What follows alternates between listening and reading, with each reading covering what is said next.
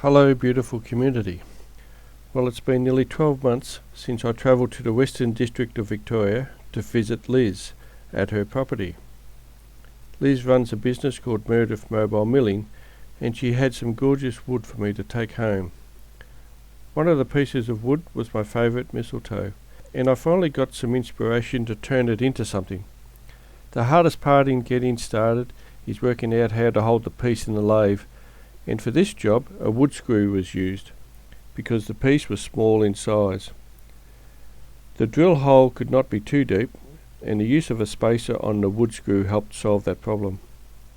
After carefully removing wood from the piece until it was round enough to fit into a plastic canister, being soft and punky, I always soak it in cactus juice for a few days and cook it in an oven.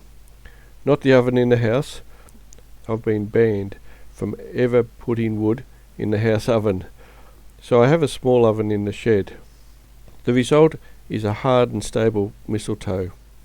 The cactus juice process does darken the wood, and for this reason I sometimes leave the mistletoe in its natural state to take advantage of the lighter grain colours.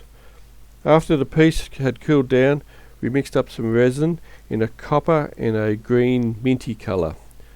I was hoping to have the copper fill up the bottom and the middle parts, and the green to fill up the top part, but once we mixed the resin in the mistletoe, the resin had a mind of its own, but it ended up turning out quite well. Once the resin was cured, we turned it down using the carbine tool. I tend to leave the bowls that are made from mistletoe very chunky. The walls are thicker than normal. This is to accentuate the beautiful grains, bark and the resin patterns in the mistletoe. I reckon this bowl will sell fairly easily when we head off to a farmer's market later this year.